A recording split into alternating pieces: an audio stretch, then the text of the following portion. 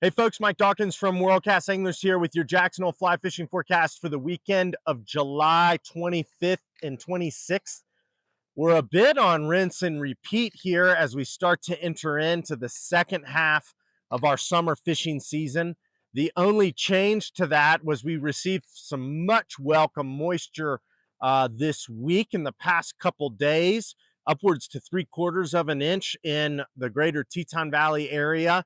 We'll get to that on the Snake River and its flows that have increased and become turbid and muddy and off color. So while it's not enough to solve the solution at hand of what we've got going on, every little bit helps. We were quite disappointed yesterday when we had these flood watches and everything. It seems like everybody built their Noah's Ark, but the rains never came yesterday. So a little bit of disappointment there. It looks like that monsoonal moisture chance has moved on for the time being, but we'll get into the nitty-gritty of our fly fishing forecast and the weather here in a little bit.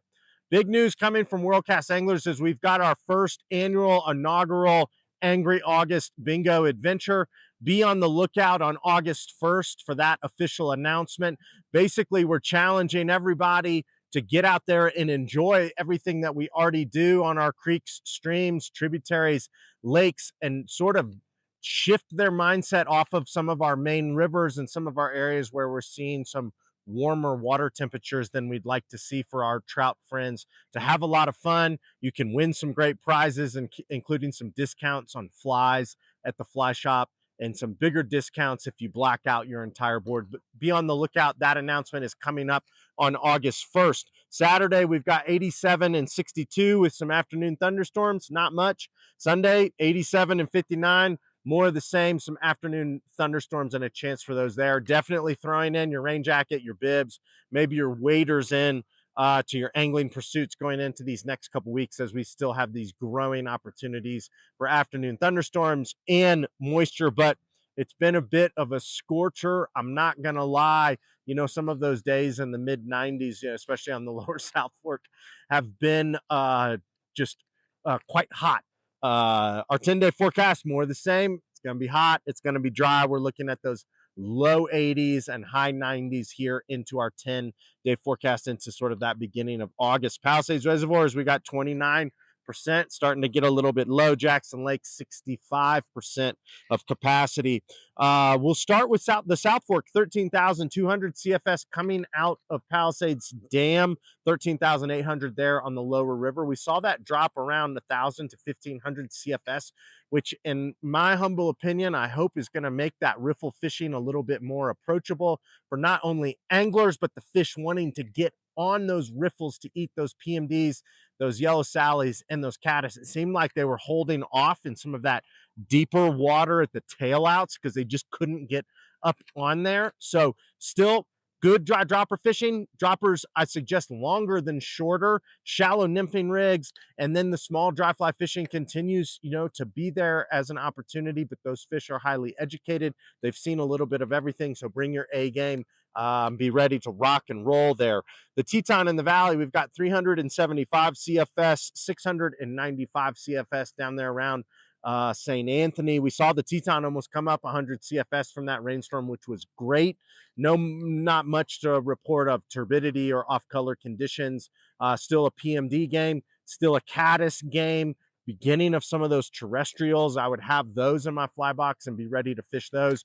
Dry dropper is going to reign supreme there on the Teton, as well as those I love fishing double dry rigs. So a large parachute, parawolf, small drake pattern or a tractor pattern with a small PMD or something a little bit more specific can be really productive on the Teton, fishing the middle of the river with those dry droppers, those double dries and streamers, and those low light times can add to that productivity. The Teton, as well as some of the areas of the Snake, as well as some of the areas of the lower Henry's Fork, those are all in under that watch of watch your water temps. You start to see that 67, 68 degrees, reel up, enjoy Mother Nature and its beauty, because those temperatures are definitely uber stressful on our trout friends, and especially if you're trying to land them. So have a thermometer. We sell tons of them at the fly shop. Every fly shop should be selling them this summer season, so you don't have to just get it from our fly shop. Stop in, grab one, and use it periodically through the day. Snake and Jackson, 5,000 CFS coming out of Jackson Lake Dam. Continued 7,440 CFS there on the lower river. Seems like every little trickle of precip we get is adding to this turbidity on the Snake. The past couple days, it's been dirty. It's been off color. 5 days before that, it was dirty and off color from a random afternoon thunderstorm. So you're just going to have to wait and see. It's definitely a bit challenging for the Snake this summer with the higher than average flows coming out of Jackson Lake Dam and some of this high turbidity and decreased clarity that we're seeing from some of these afternoon thunderstorms. When it clears, get on it. The fishing should be great. Like, continue with those dry droppers, longer than shorter.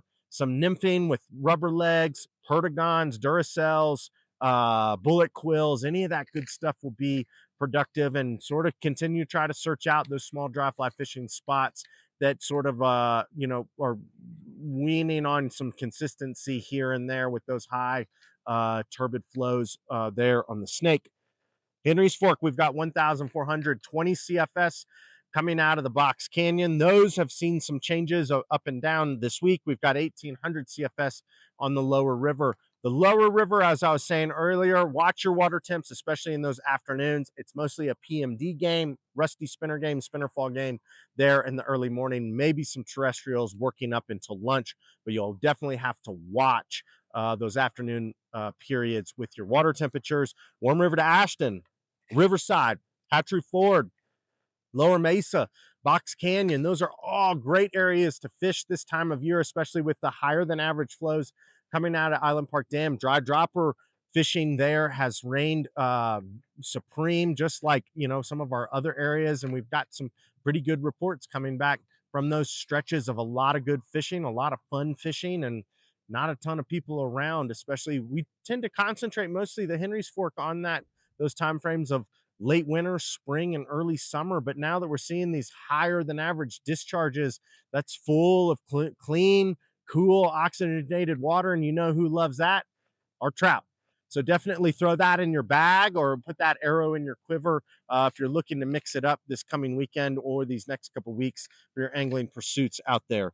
Walk wade streams, man, Moose Creek right behind me looks prime time for some of our small DIY walk wade creeks. I would steer clear, or I would highly monitor some of those tribs in the Jackson area, Buffalo Fork, Hoback, Grovant. Some of those have been puking mud and been pretty gross from that big rainstorm. But now is the time, after those drop and those clear and they stabilize, for those to really shine.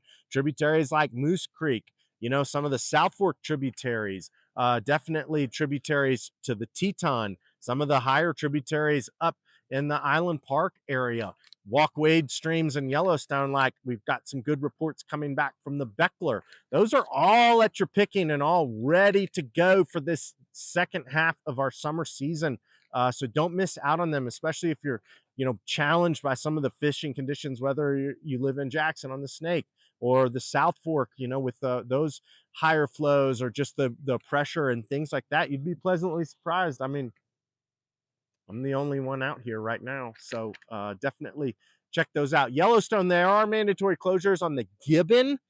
There below Norris, the Firehole, and the Madison. Those are closed to fishing. Don't go there. Don't go fishing. If I was heading to Yellowstone National Park to do some angling this coming weekend or the next couple weeks, I would concentrate on the northeast corner of the park, Slough Creek, Pebble Creek, the Lamar, especially the lower area where Slough Creek and the Lamar join.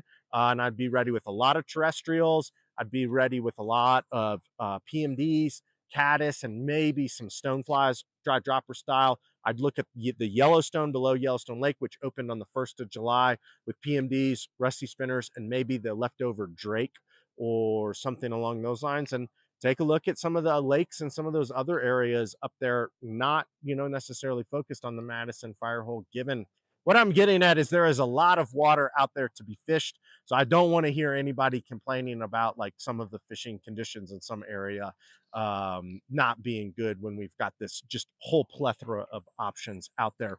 Fly Shop still open 7 a.m. to 8 p.m. Monday through Sunday. We've got everything you need. Be on the lookout for the Angry August Bingo Adventure. I think it's going to be pretty fun for all of us. I'm going to join in, and I hope that you will too. Have a great weekend out there on the water, a safe weekend, fun weekend with family, friends, whomever you're fishing with, or maybe yourself or just your dog on a creek or trib just like this. And we'll see you here next week.